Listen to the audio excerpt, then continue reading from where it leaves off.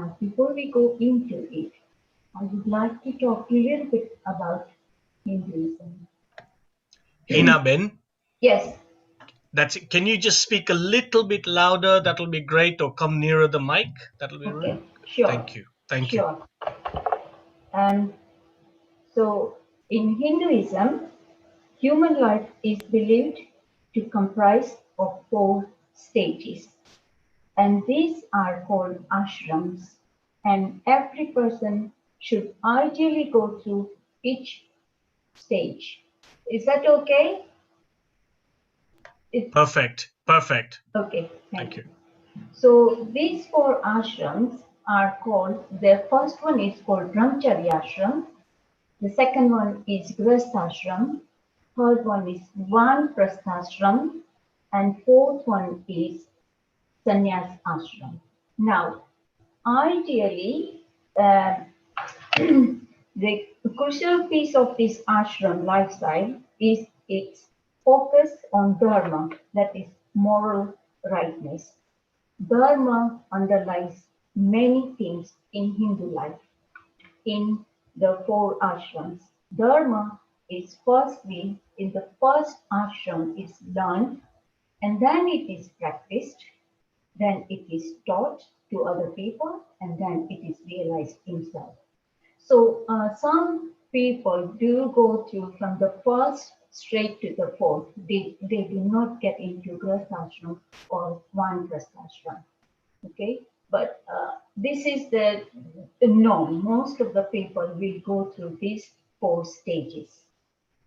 Now, next, I would like to share about Hinduism. The other thing is it was prevalent at Mahavir Bhagwan's time, the Varna Vyavastha, which is caste system. According to Hinduism, it was Brahmin, Kshatriya, Vaishya, and Shudra. So really, Brahmins were traditionally priests and scholars, Kshatriya were ruler and soldiers, Vaishya were merchant, and Shudra was laborer, servant, like like that. But Bhagwan Mahavir was remarkably revolutionary in this aspect. He himself was preaching till he was 72 years old, as you all know, going from one place to another. He disregarded this system of 4 stages of life as well as caste and creed system. His thoughts were different in these aspects. And you know, in Gujarati, we always say, Jagyatyarthi Savar. So with Mahavir Bhagwan, it was like that. Whenever somebody feels the need of going into following the religion and renounce the world, he was ready. It does not matter what caste the person is from or what age the person was. So he encouraged every person in his son, old, young, person from any caste or creed. He gave Diksha, and for example, you know, he gave Diksha to Atimukti Muni, Anathi Muni, Subahu Kumar, in fact, to Rishikesh Muni, although he was from Chandal caste. And you know, Chandal is a very low caste. So today, we are going to look at a beautiful example of Mahavir Bhagwan's amazing inspiration to young Muni, Meghkumar, by delving deep into his heart and touching it with kindness.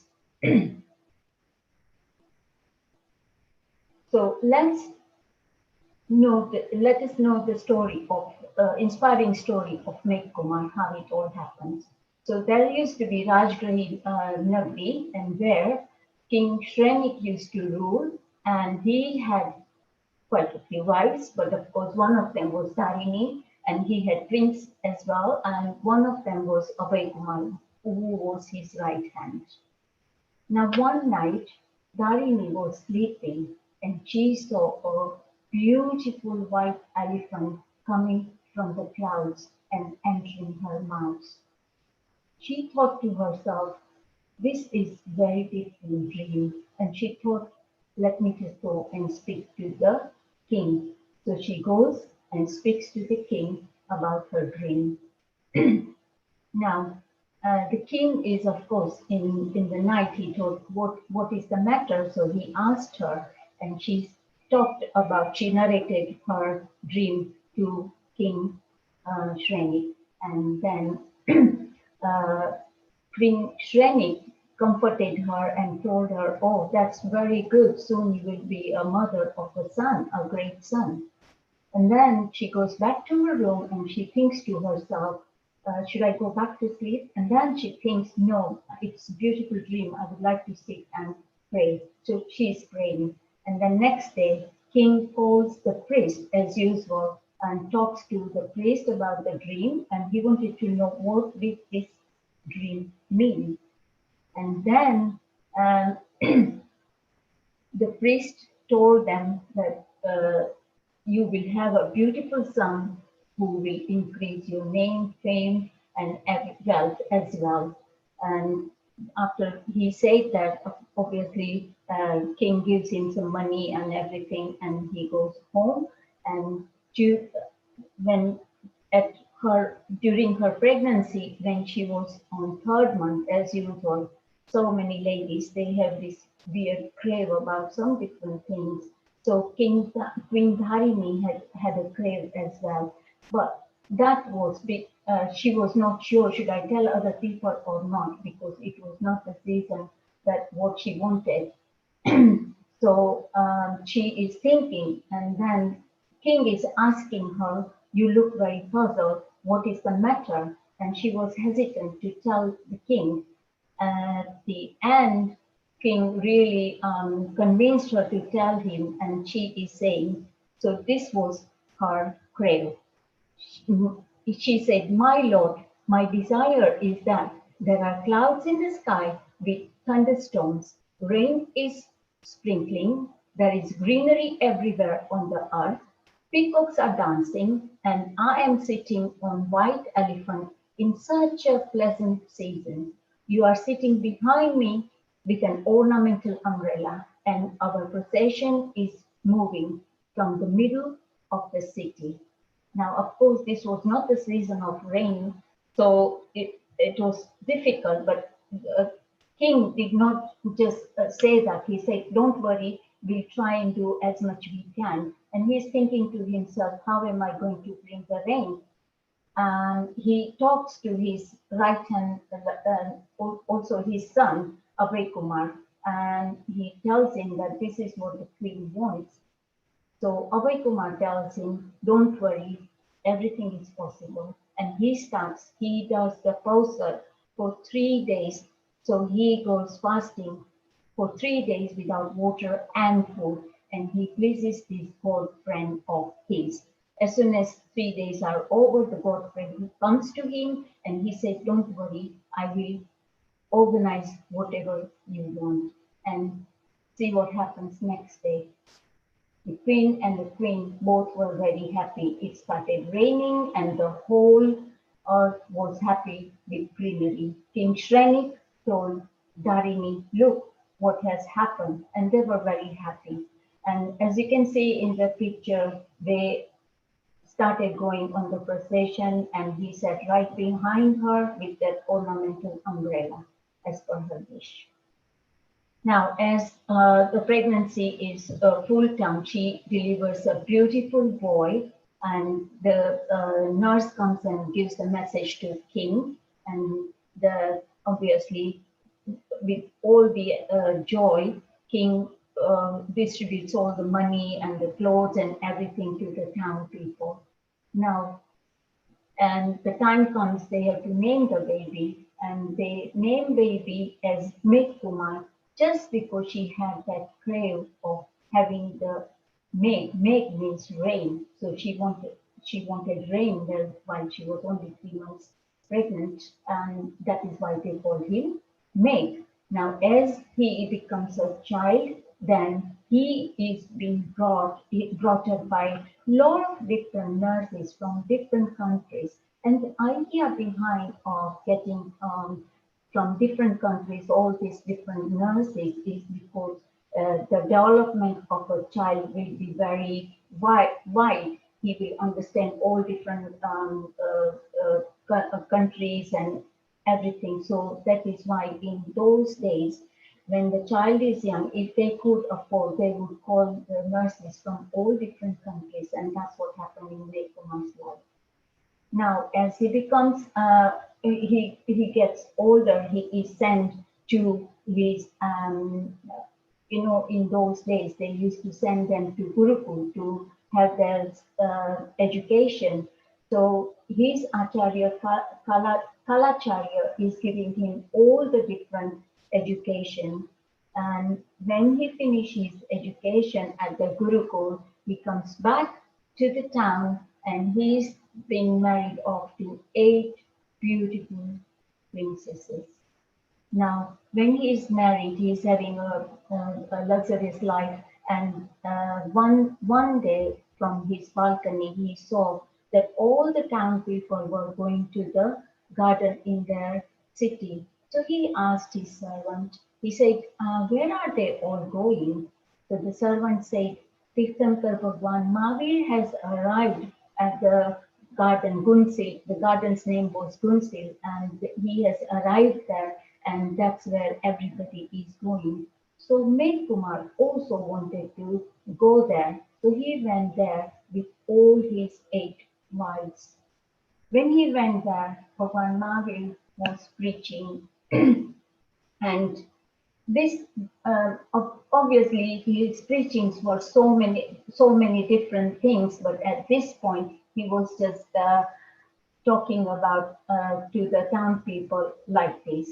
Blessed ones, one person received a pot filled with nectar due to his good karmas, but the person did not know its importance. One day he entered the house with feet smeared in mud. Nectar pot was lying in front. He took nectar from it and wasted it in washing mud from the feet.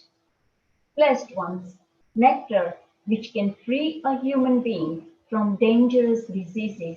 If used in washing feet, then what will you call it as? Obviously, all the town people said, "Lord, this is really foolish." And then uh, by then Bhagavan continues saying that, "Blessed ones, this human life is even more important and useful than nectar. By spiritual practices, one can be free from birth, death, and old age disease and can achieve moksha. If human birth is wasted in excessive enjoyment, comforts, carelessness, then it will be foolish, like washing feet with nectar."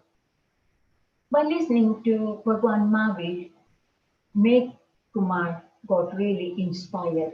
And as soon as Bhagwan's preaching got over, he straight away goes to Bhagwan and he says that, "Bhagwan, I would like to take the advantage of this human life, and I would like to join you on this path." Bhagwan says, as usual, "Yes, I am trying to take you on, but you must go and take your parents' permission." He was very pleased that at least Bhagwan said that he will take me in, and he goes to his parents and he's asking for the permission. You can imagine king and queen, they were, first of all, they were very upset because they had lots of dreams, and obviously they know how their son is brought up in all this environment whereby, he was given 10 things before he would ask for even one. So they kept on telling him that it's going to be very hard for you. But obviously, these young men, had such a strong mind about it that he definitely wanted to renounce. And this is what young minds are. Once they decide they want to do something, they make sure of it. And this is what Meghkumar saw.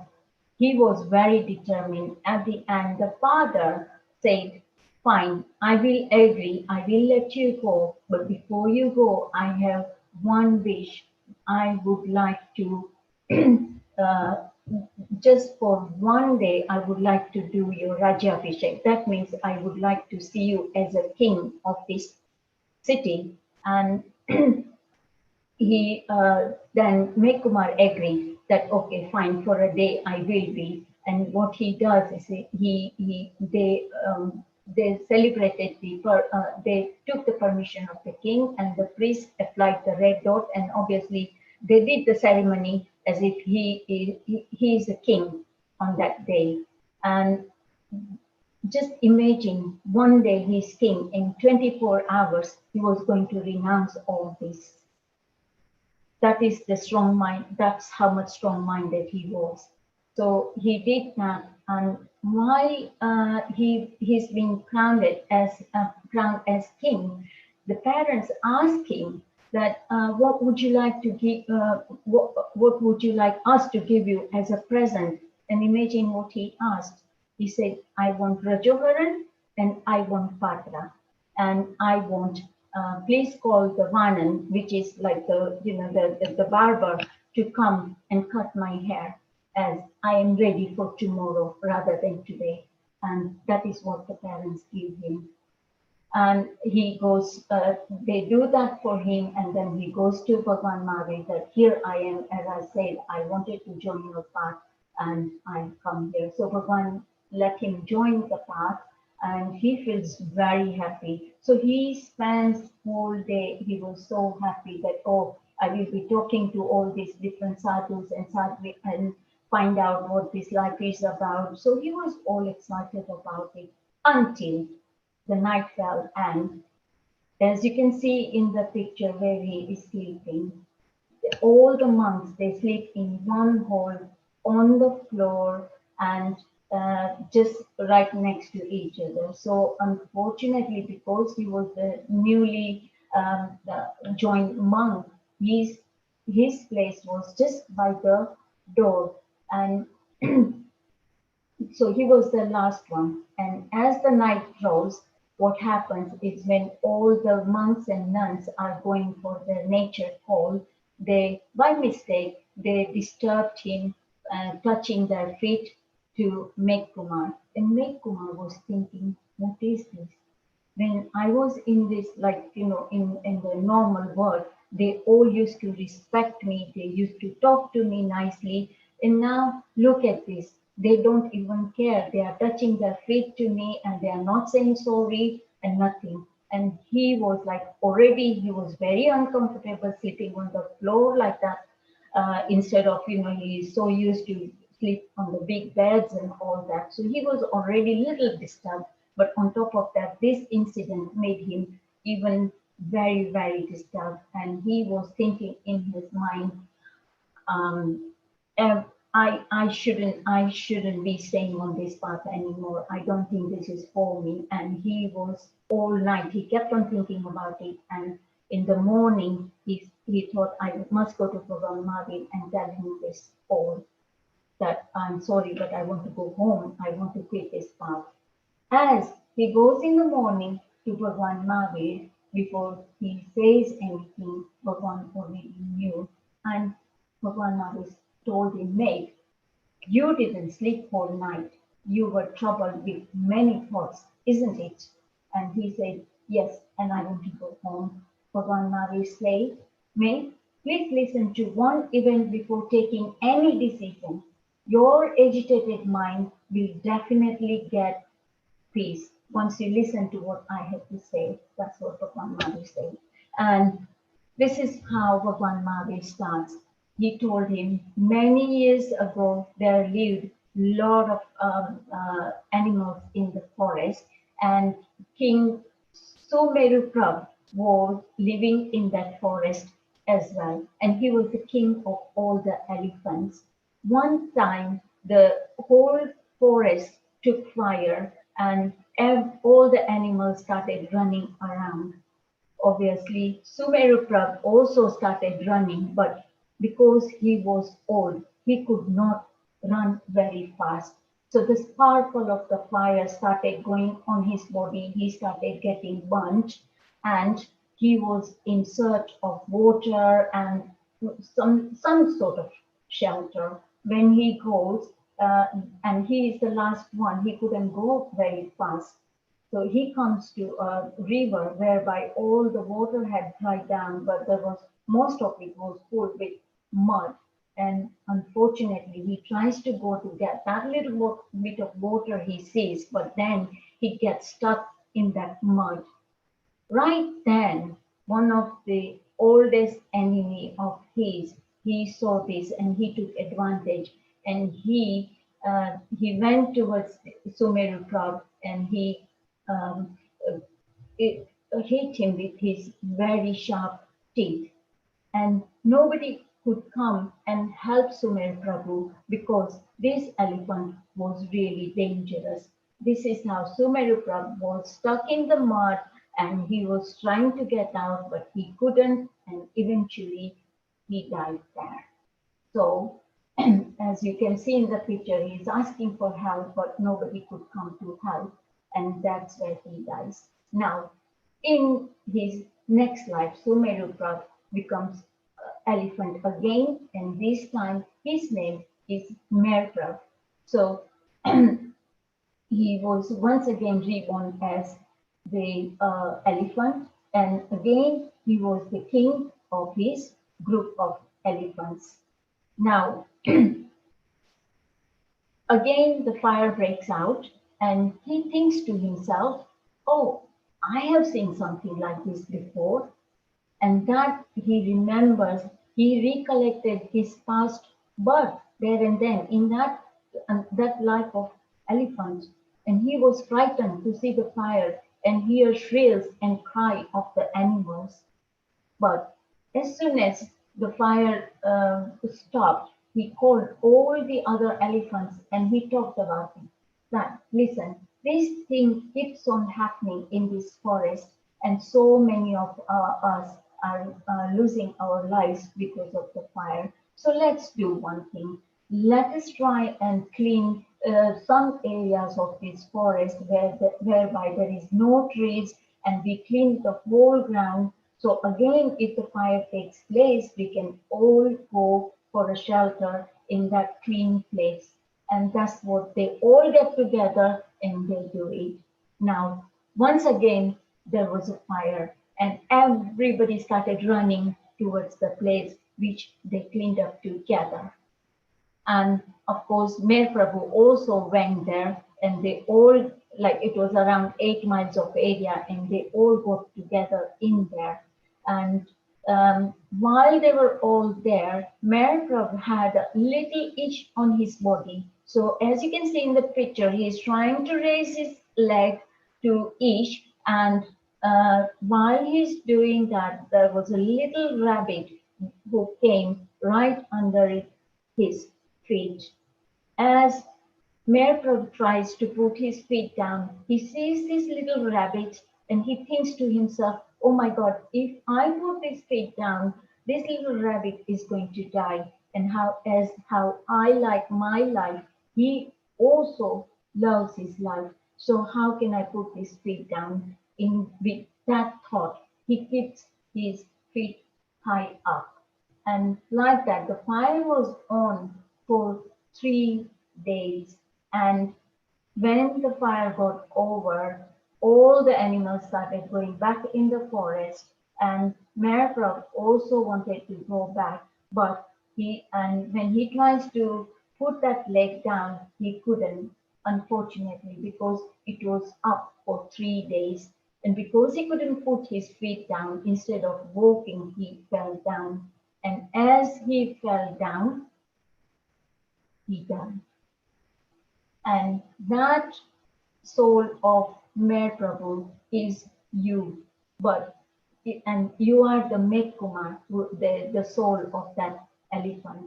Now Bhagwan is trying to explain to him, Meg, try to recall you were that Meru Prabhu elephant who in the life of animal saved life of a small creature, and thus due to those good karmas was reborn as prince here.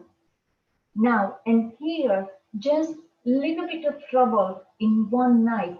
How come you are so put off, and how come you are so angry? Meghmuni recalled all the events like a picture from his memory. He was lost in the past, for some time. He tried to see all those events of the past life. So it is like sort of he got his Jati Smaran Gnan. So he saw all his lives that were before.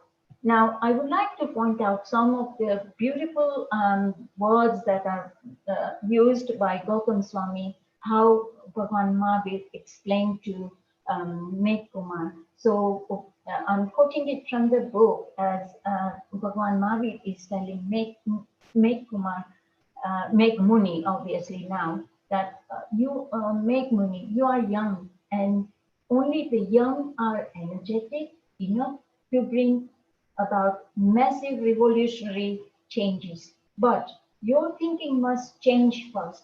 Make instead of dwelling on who kicked you should be worried if anyone was injured because you were in their way.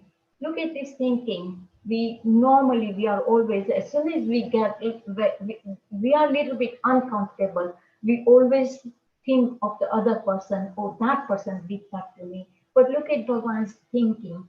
So this is a very good lesson for us to learn.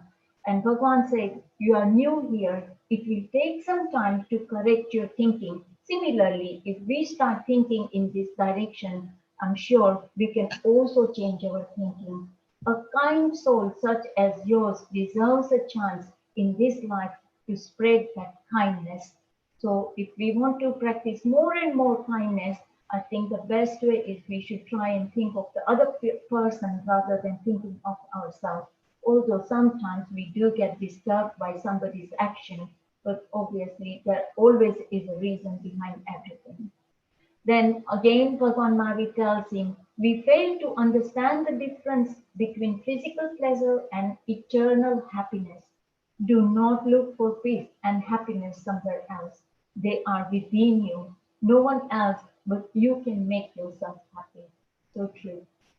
Then Bhagavan also tells him that and explains to him the flourished virtue of Anukampa. So that is during his elephant life that was within you. Do you want to lose that? Highly rise in your soul. Please do not throw in vain. So these were really kind and such a skillful words that Bhagavan used for Meghkumar to come back to what he wanted to be. Now, so after that, he's really thinking on to the words of Bhagwan Mahavir. He thought to himself, I got this human life after so much pain, after the darkness of ignorance. I have got the light of knowledge. What will happen if I am lost now? How coward I am. I am trying to lose the unending happiness of the soul in the way of body comfort. Only if I burn my body in finance, my soul will be made like gold, then only I am praised. So he's thinking all this, and then only he can be compassionate towards others who has the power of tolerance. So he's thinking about all this after Bhagwan gave him all those advices. And as soon as he realizes, and as soon as he realized that, oh, it was nothing compared to what I've been through in my previous life, he goes again to Bhagwan Mahavir and he tells him, please ordain me in your son, as I am totally ready now. These little things will not bother me anymore, and I will make sure I'm taking an oath that I will not read any part of my body except my eyes in my lifetime. I surrender everything at your feet. And thus he comes back to Bhagwan Mahavir and he gets initiated properly. So this is the story how Bhagwan Mahavir so skillfully keeps him on the path. This story again, as you know, that we in our Agam, that is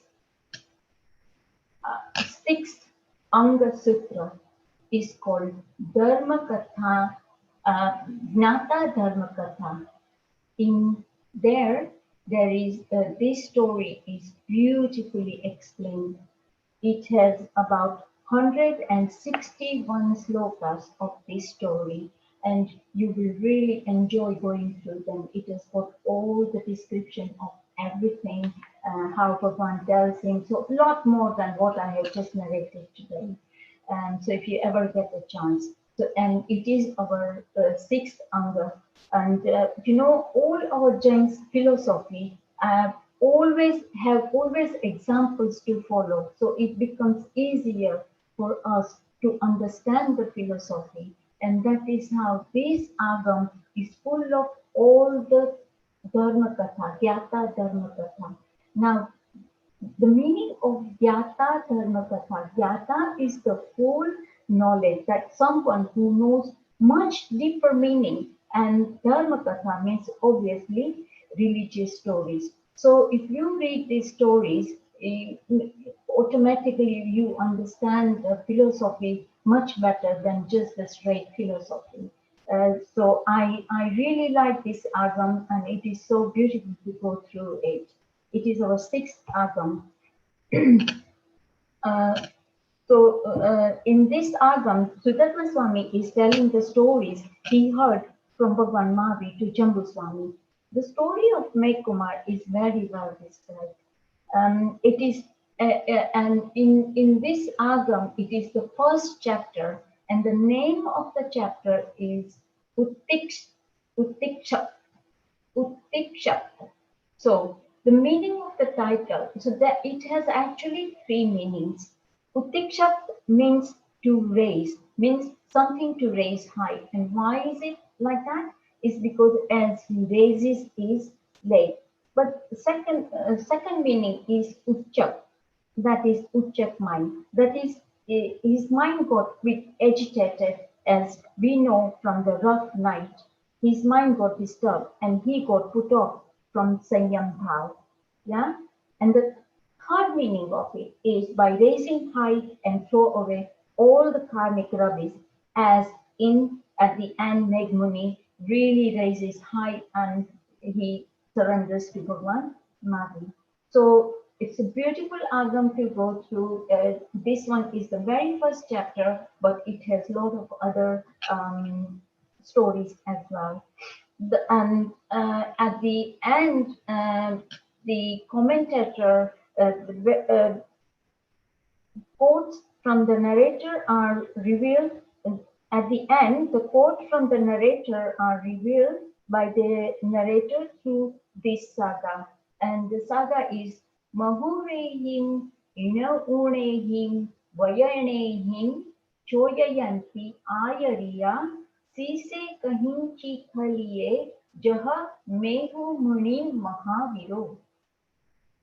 It means that the just the way Bhagwan Mahavir stabilized Meghmuni, in the same way at any one time, if the disciple slips off the path of renunciation, then Acharya encourages him to stabilize on the path with the sweet and skillful words.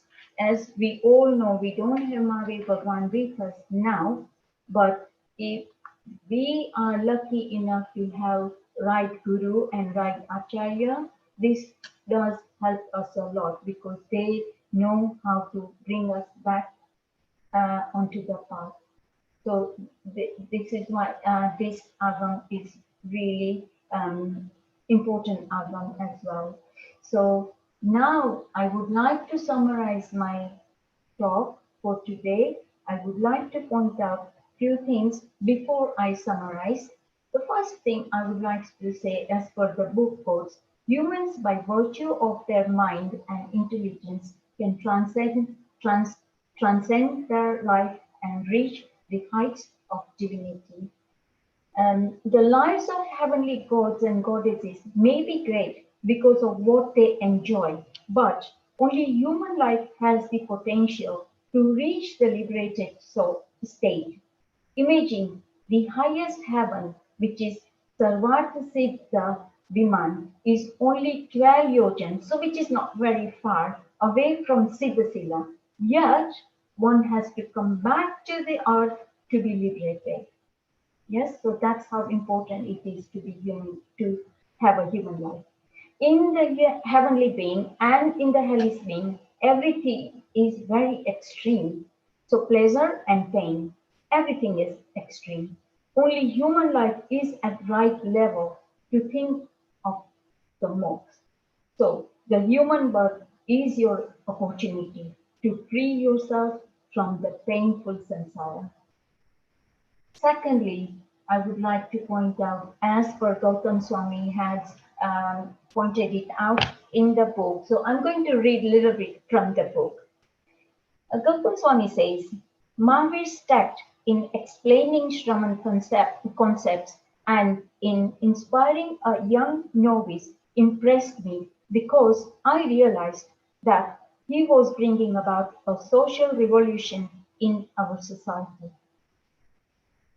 Mavi's idea of ordaining young boys and girls without bias or of caste or gender, and of encouraging them to devote their youthful energy to the spiritual as well as social development is revolutionary.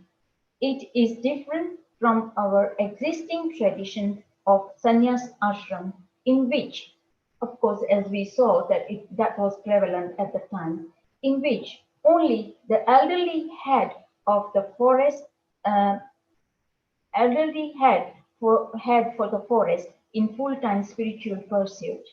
Full-time devotion to spiritual matters during youth has been rare in the society.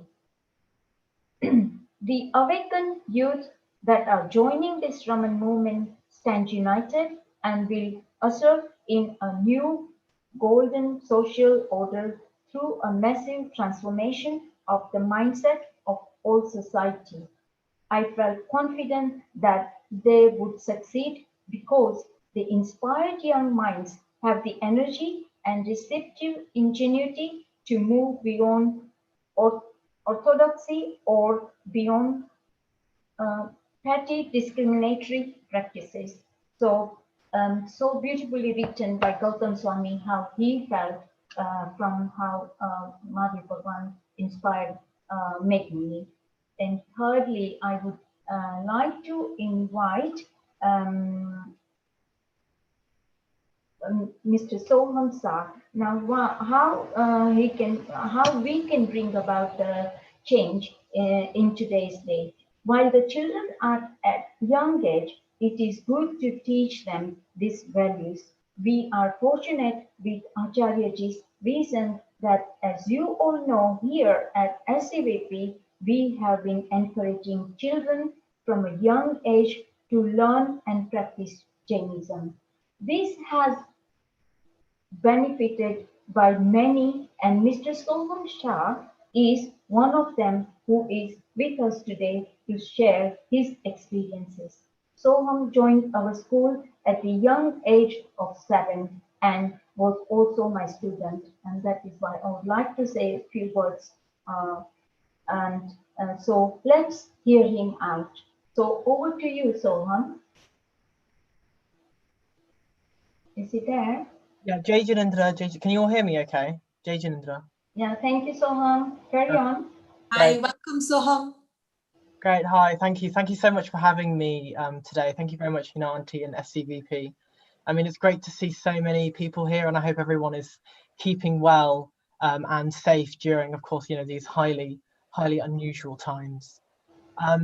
So for those of you who don't know me, my name is Sohum, and as Hina Auntie mentioned, I've been invited here to speak today a little bit about my experiences with SCVP Jain School, and also more broadly on my personal experiences with Jainism, especially on the practical applicability of our religion, and how understanding the philosophy of Jainism has had a personal, profound impact on my life.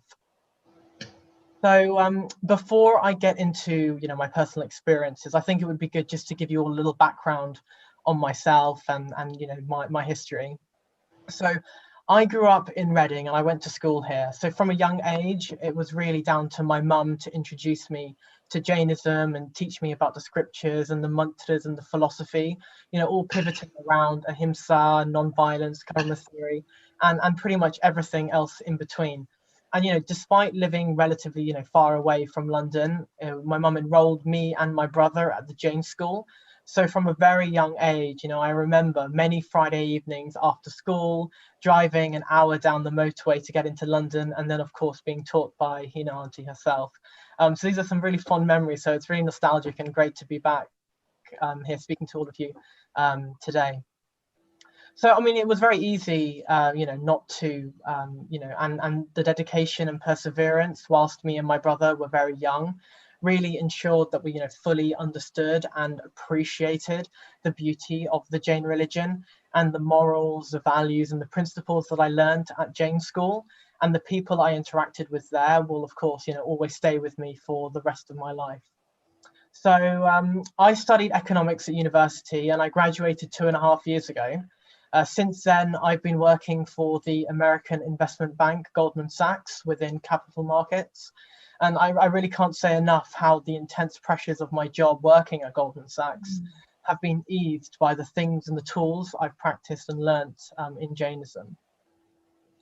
So the rest of what I want to say today is really split into two segments. Kind of firstly, I'll share a little bit about my own personal journey with Jainism, my understanding of the religion, how I see it, and really how we can ensure the appeal of Jainism remains relevant to youth of today, who are, endlessly immersed in consumerism and material culture. And then secondly, I'll talk a little bit about why Jain school is such an important aspect in understanding our religion. So learning about Jainism when I was younger really inspired me and my brother to run what we called vegetarian days at school, where we basically managed to convince our headmaster to hold an entire day where breakfast, lunch and dinner, because it was a day and a boarding school as well, were served completely meat and egg free to over 900 students. And the success of doing this and the actually overwhelmingly positive response and feedback we had led to a featured article in the local newspaper, and more importantly, I think it educated people in a practical way and how easy it is to follow a vegetarian diet and its health benefits. And this of course is completely along the path of ahimsa at its very core. And then, the vegetarian days that we held also extended into becoming a termly event for many, many years ahead.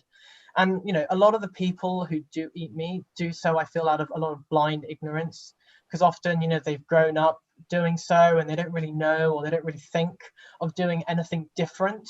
So a small event like this had a huge knock-on effect that was obviously, underpinned by the very essence and the central covenant of Jainism, which is ahimsa and non-violence.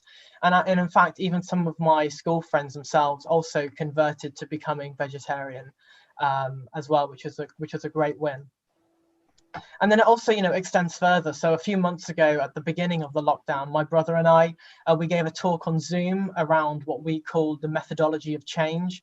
And essentially, it was an exploration of how Jainism can be applied to our lives in a very practical way, kind of taking the core principles of ahimsa and ekantvad and a whole bunch of others, to approach Jainism, not necessarily as a religion, but as a way of life. And I think this is key in making Jainism seem much more applicable and relevant to the youth of today.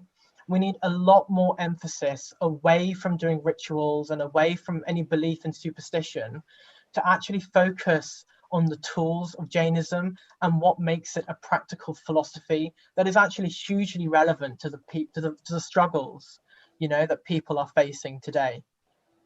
And some of the people that I've spoken to, just within work and at university, etc., have often said to me, Sohum, why do we need religion? Why should we follow something that cannot be proven by science? And actually, to the contrary, I would say that so much of the science behind Jain philosophy has in fact been proved by modern science in just the last 50 years, you know, from our understanding of metaphysics, the alignment of planets, understanding of atoms, realization of bacteria and microbes. I mean, this was all documented over 2,500 years ago by our sages. And when you think about that, it's absolutely mind-blowing that literally thousands of years ago, our scriptures documented and discussed in great depth, you know, the nature of atoms, something that, you know, science has only proved today. And I think, you know, physics aside, Jainism also gives us the tools to better our mental health. And I know a lot of people, especially a lot of young people right now, are suffering, not being able to go out, not being able to meet friends, struggling, applying for jobs with exams and schools. And you know, what the Jain philosophy offers can radically stop these negative emotions and feelings and really kind of give us a higher purpose and a higher sense of self. And, you know, I think it's about shifting our perspective so that we see less of the me, less of the I and the ego, and start looking at the world from a more wholesome and broader horizon. So Jainism for me has really been that cornerstone that has supported me in times of hardship and trouble, and that's really given me a purpose and philosophy to follow, and that, you know, spurs me to try and be the best version of myself every day. And I really feel that it comes down to the fact that a lot of people have just come to accept, you know, stress, anxiety, negativity, almost as being like the new normals of functioning within modern society. And it's so easy for people to constantly, you know, succumb to feeling overworked, under pressure, and really stretched to their limits, that that, you know, people severely neglect their physical and mental health. And, you know, I read, you know, the other day that 65% of 18 to 25-year-olds have actually reported feelings of depression, anxiety, or stress in the current lockdown situation.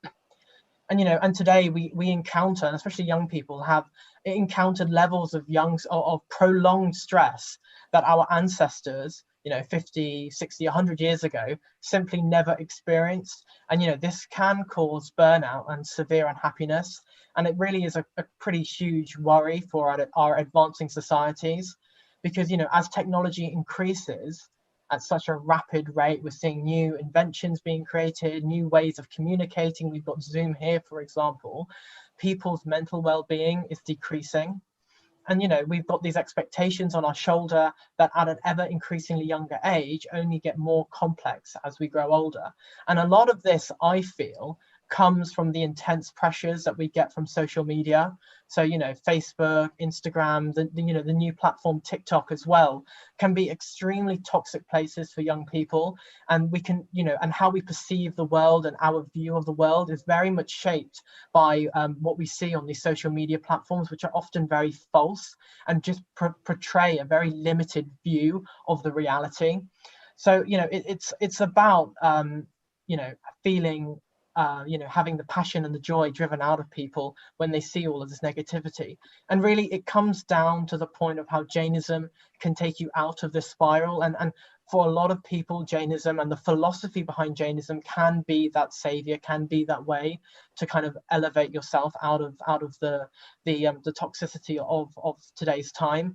And really, I kind of feel that it comes down to two core philosophical standpoints.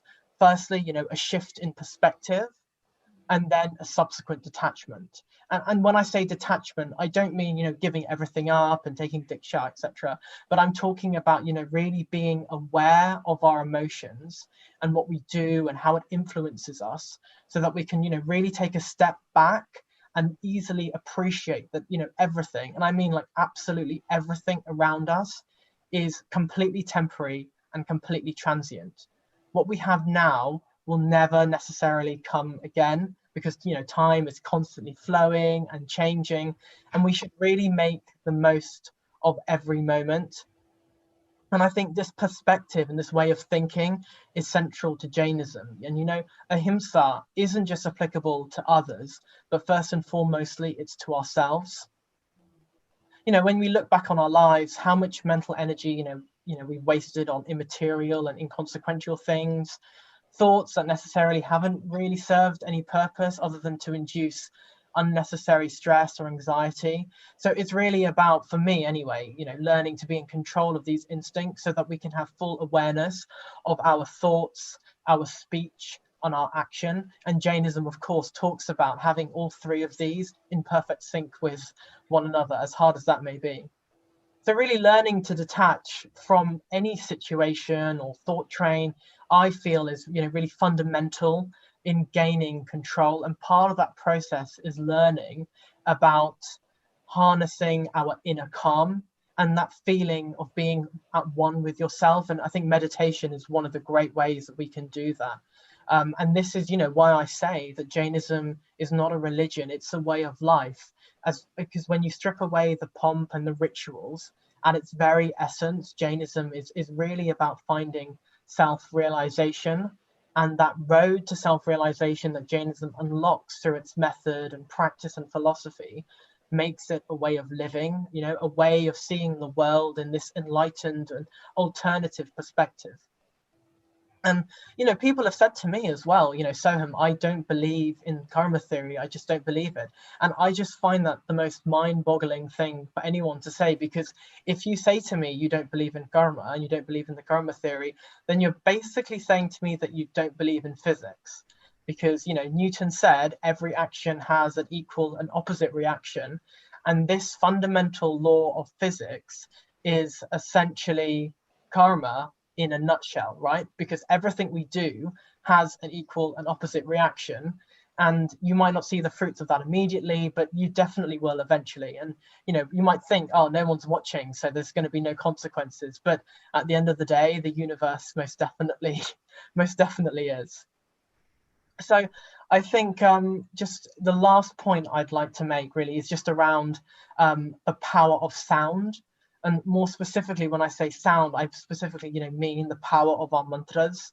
I can't stress enough how many profound, personal experiences I've had from, reciting our mantras and stotras and prayers. I really feel that they can protect us and, unlock aspects of our personality that would otherwise remain hidden. So without going on for too much longer, I definitely have to say that no one should underestimate how powerful our mantras are. And it's a very personal experience, when you really get in tune with them. And if you actually Google it as well, you'll see so many stories about, people reciting Nilka mantras for 24 hours in a row, and then, having all sorts of miraculous things and visions, etc., happen to them. So it's definitely something that people, I feel, and especially young people, should feel blessed to have access to, these very auspicious, very ancient sounds. And I think when it comes down to it, understanding this matters is extremely important. And I think that's where the Jain school offers a really fantastic platform to learn about Jainism and our philosophy in a very modern and super practical way, because I think for the youth, that is what's really needed. It's about taking these ancient principles, about taking this philosophy and understanding how all of it is completely practical and applicable to our modern life and our modern way of living. And, the encouragement for me from a young age came from my mum, and it was her motivation of making me go to Jain school and learn about Jainism.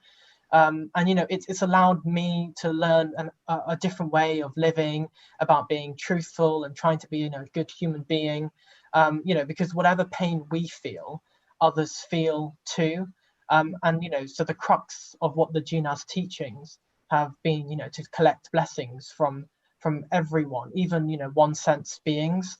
And I guess coronavirus is an odd example of this, because the virus itself, right, is a one-sensed living organism that is literally attacking the whole world.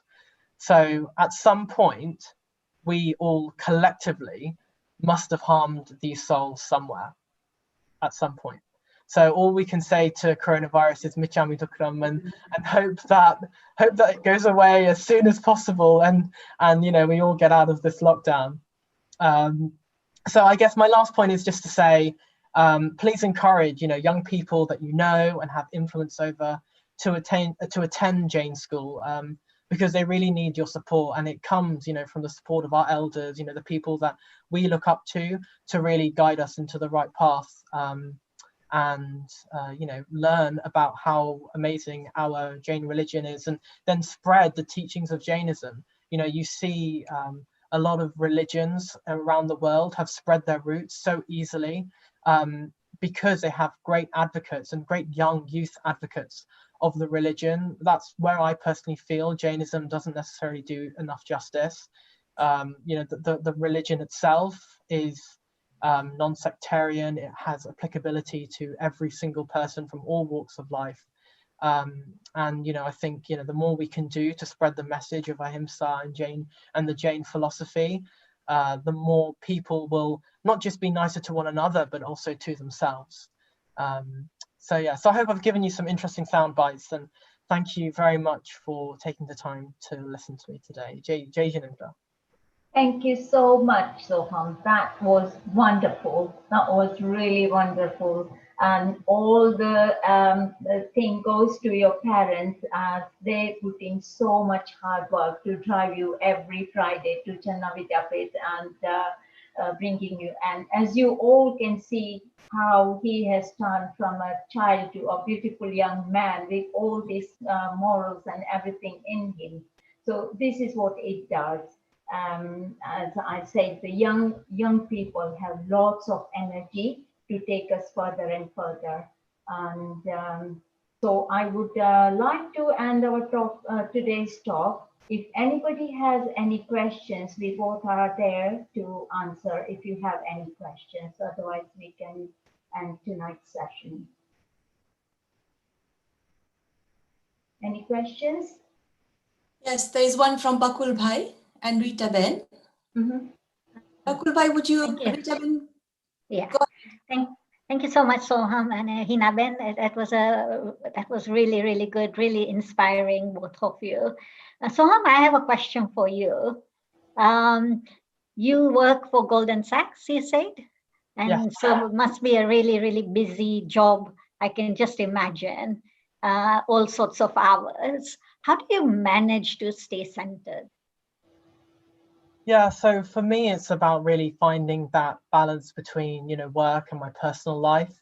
And not just finding that balance, but then also during my personal life and during my personal time outside of work, what I actually do, because you could be working, 12, 13 hours a day. And then when you log off of work, you can be on social media or be scrolling through Instagram or TikTok. And I don't think that would do anyone's sanity any justice. So for me, and especially during this lockdown period, my time outside of work has been, spending time with my family. Every single day we sit down and we do an hour of, or at least an hour of mantra. We do jap, we recite the Bhaktamala Stotra as a family. That brings me a lot of peace personally, to get connected with my soul and my Atma. So, a lot of these smaller things. And then, of course, having, a healthy work-life balance in terms of also physically trying to stay fit. Although I have to admit, I haven't been doing so well at that in the last couple of weeks or so. But I try my best to, make sure I can encompass, a healthy spirit, soul, mind, and body, so that, whilst I'm at work, I don't experience any burnout. And, whilst I'm, going through the motions and what is a very intense and highly pressured environment, even though I've been working at home for almost a year now, since the pandemic started, making sure I can stay sane and centered, like you said. And for sure, like the Jain religion and just understanding. And, as I was saying earlier about this perspective shift, if I would feel, a little bit burnt out, or I'm feeling a little bit under the weather, it's just kind of shifting your perspective to understand that how you're feeling right now is only temporary, and that, in a day's time, in a week's time, your situation is going to change. There are so many new opportunities across and coming up for you in the horizon, that you shouldn't dwell on any emotions that you're feeling presently. So it's really just about, self-talk, and trying your best to stay afloat and stay connected with everyone as much as possible. Thank you Sohum. Yeah. There is one more last question that that's come through. Once again, I mean, I have so many questions to ask you, Sohum, but I will stop myself. But there is one from Nikesh Parekh. Nikesh Bhai, are you online? Can I ask you to? Hi, I'm not sure whether you can hear me or not. Yeah, I can hear you, Jai Jinendra. Hi, Jai Jinendra. Sorry, I've not put the video because my internet isn't very good, and no problem, no problem. So we can hear you. Then it will cut. But I just, you know, it was so interesting hearing Sohum speak, and you know, clearly so articulate, bright, intelligent, and that's demonstrated by obviously working for a company like Goldman Sachs. I'm a GP, and one of the and in so many aspects of life, you know, work for me is, you know, is wonderful, because day in, day out I sort of I'm able to reconcile what I'm doing with my grounding in Jainism, and I have a lot of friends that work in the city for different banks, and I sometimes, but none of them are Jain, and although there are so many Jains that work in them, and I try to wonder how, when you have a philosophical standpoint that comes from Jainism, how you reconcile that in a conflict that may occur when you know that you're working for a company that is very well known to invest in a lot of invest their money in a lot of ways that are very exploitative and contribute to a lot of harm to a lot of people day in, day out in the world. Yeah, no, definitely. I think I can probably tackle this in two approaches. So firstly, there's no denying that Goldman Sachs and many other banks within the financial industry do invest in oil, in tobacco, in industries that are not you know, great. But the way I see it is, me being part of Goldman Sachs, I'm able to influence that decision and influence where Goldman Sachs invest their money, invest their time and their resources in the best way possible. And to such an extent that Goldman Sachs does have a lot of very good initiatives that are helping the environment, helping the world, and making the place, you know, making the place better for everyone. You know, there is a huge effort from the company and from many firms and banks from across the industry to invest in sustainable energy, in green finance, in green bonds, that is helping to drive our change and our move away from using coal, using gas, into moving and transitioning towards more eco-friendly ways of generating power. And there is a huge fund that has been established by Goldman Sachs to help support the investing in renewable energies and green products. And it doesn't just stop there. Like, Goldman also have a huge initiative called 10,000 Small Businesses. And within that, they literally go out to 10,000 small businesses and they go in and invest in them. They help them, they give them the support, they give them the consulting and the advice that they wouldn't necessarily have access to otherwise, to help support them, because the firm understands and appreciates that it's not just all about, you know, making money and making profit at the end of the day. It is about giving back to the community, because without the community, a firm like Goldman Sachs just simply wouldn't exist. And the way that I reconcile my own personal beliefs with working at an investment bank like that is that if I weren't there, and if I weren't in the position that I had, you know, someone else might have my role and they may not have the Jain understanding and the Jain philosophy that I have, and so may direct the firm down a different route. And I'm one employee out of 40,000, right? But imagine the change that Mahavir Bhagwan, he was one person, was able to enact. So I'm a very strong believer in, you know, one person being able to you know, make a large impact and a large change, and it's cumulative as well. I'm one person, I'm one Jain person within Goldman Sachs. There are others who are also within Jain people within Goldman Sachs, and I'm sure there are other people within our Jain community, kids my age, who are working within the financial industry. And it's these philosophies and these teachings that we can bring where we can then influence the decisions that are made, you know, at the highest levels within the firm. And, you know, as I progress in my career, I will be able to have larger circles of influences. I'll be able to network with more people. And the teachings that I've got within Jainism, I can use that to then influence the decisions that the company would make, so that, you know, it goes down a path and goes down a route that is equitable, that is ethical, that adheres to the morals and the values and the principles of Jainism. So that's personally how I see it. But a great question. Thanks for asking. Wonderful. Thank you so much, Sohum. Thank you very much. Wow. It's been such an amazing evening, Hinaben, with your Meghkumar story, and we have our own Sohum Kumar here. And it ties in so beautifully that, you know, Sohum, it's been a long time since I saw you, and it's an absolute pleasure. I think I saw you probably about 15 years ago, something like that. And you are really a fantastic advocate for SCVP and for Jainism. And we need more people like you to really get the youth involved, and, you know, and as you say, really get the message across that Jainism is a way of life. And we need that now more than ever. And all the science behind Jainism you mentioned, and all Ahimsa and Ekandvada, they are so relevant now. And it is indeed a pleasure to have Hinaben and Sohum tonight. And I thank you from Sri Chanda Vidyapith. Sohum, you talked about sutras and mantras, and I would like you to conclude tonight's session by reciting the Manglik, please. And I know you know it. Yeah, sure. Okay, yeah, sure, of course, no worries. Thank you Thank you so very much. much. And before he starts, I would just say, Michami Dukram, if we have said anything wrong or against Jainism, I thank you all for listening to us. Carry on, Soham. Sohum, to you. Right, if everyone could please fold their hands and close their eyes.